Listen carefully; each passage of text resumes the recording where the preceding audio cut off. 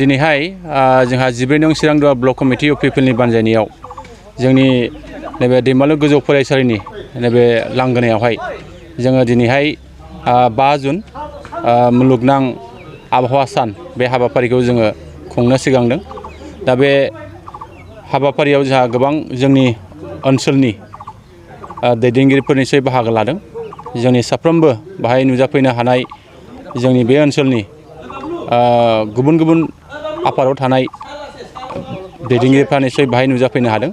आङो बिथांमोननिसिम आंनि गोसो गोरबोनि आं साबायखर जासिदों जे जोंनि नैबे हाबाफारिनि गुबै थांखियानो जागोन जे दिनैहाय जोङो मुलुगाव जेरैबादि ग्लबेलाइजेसन जानो थांगासिनो दङ, दुंखावनाय थासारि जानो थांगासिनो दङ।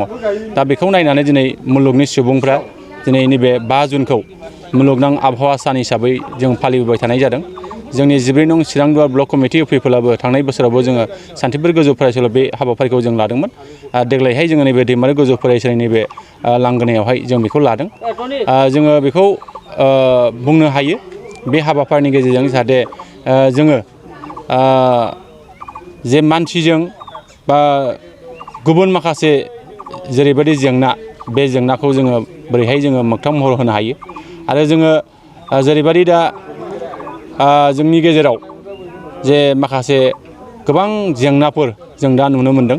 बे जेंनाफोरखौ जों निस्सय जोङो बोस्रांनांगौनि थाखाय जोङो बिफां गायनाय बेखिनि हाबाफारिखौ निस्सय जोङो लानांगौ जागोन आरो जोङो बिनि गेजेरजोंनो जोंनि गेजेराव जेरैबायदि जोङो दंफां लाइफां जुदि थायोबा मानसिजों जेरैबायदि मोजां थांनानै थानायनि जे सोमोन्दो, जे मानसिया गारनाय जे मुवाखौ जाहाथे जोङो दंफांनिफ्राय बा बिफां लाइफांनिफ्राय जोङो बोरैहाय मोननो हायो आरो जों बोरै थांनानै थानो हायो, बेखिनिखौ जोङो दिनैहाय नुहुरदों।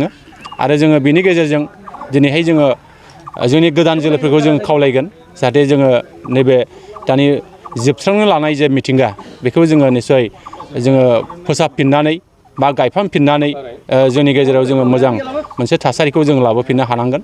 नङाबा निस्सय जोङो गुबुन गुबुन हादोराव, गुबुन गुबुन रायजोआव जेरैबायदि दा मरुभूमि जानो थांगासिनो दङ, दा जोंनि नैबे बिटिआर हालामावबो, नैबे जोंनि 14 नं चिरांदुवा हालामावबो निस्सय जोङो नैबे दंफां लाइफां गायफिननायनि जे हाबाफारि, बेखौ जोङो निस्सय लानांगोन आरो गोदान जोलैया बिनि सायाव जाहाथे सांग्रां जानानै जाहाथे नैबे जोंनि दानि जे दुंखावनाय जे थासारि, बेनिफ्राय जोङो बारग'होनायनि थाखाय जोङो निस्सय खामानि मावनांगौ दङ।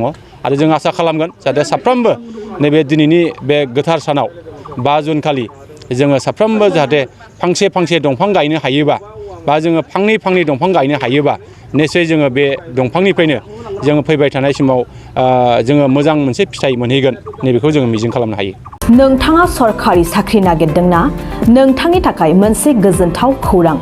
नोंथांनि थाखाय दं एडुकेट पइन्ट, जेराव नोंथाङा सोलोंथाइ लानायनि गेजेरजों सरखारि साख्रिनि गुबुन गुबुन रोखोमनि गोब्राब आनजादफोरखौ उथ्रिसारनो हागोन आरो गावनि आथिङाव गसंथानो हागोन। बे एडुकेट पइन्टआव नोंथांमोना SSC, bank PO, bank clerk, bank SO, UPSC, FSC, defence, railway, state insurance, AAO, ADO एसिस्टेन्टजों लोगोसे स्टेट लेभेल जब आरो माखासे सरखारि साख्रिनि आनजादाव गोनांथि जानाय आयदाफोराव सोलोंथाइ लानो हागोन। मख'नो गोनांदि बे सोलोंसालियाव साख्रिनिल' नङा, बेयाव MBA आरो सैनिक स्कुल बायदियाव एडमिशननि थाखाय एन्ट्रेन्स होनो थाखायबो सोलोंथाइ लानो हागोन।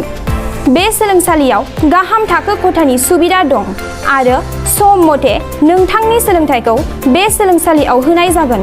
बेखौबो मिथिनांगोन दि बे एडुकेट पइन्टआव सोलोंथाइ लानानै बावैसो 2021-22 इं मायथाइनि एसएससि GDनि आनजादाव गासै 11 सा सोलोंसाफोरा उथ्रिसारनो हादों। बारा नङा, गासै 15,000 रांजोंनो नोंथाङा बे सोलोंसालियाव 6 दानसिम सोलोंथाइखौ लानो हागोन। बे सोलोंसालिया क'क्राझार, बरपेटा रड, गवालपारा आरो बङाइगावआवबो दं। क'क्राझाराव सोलोंथाइ लानो गोसो गुदुं जानाय सुबुंफोरा 70020261133 9101536360 70020261133 9101536360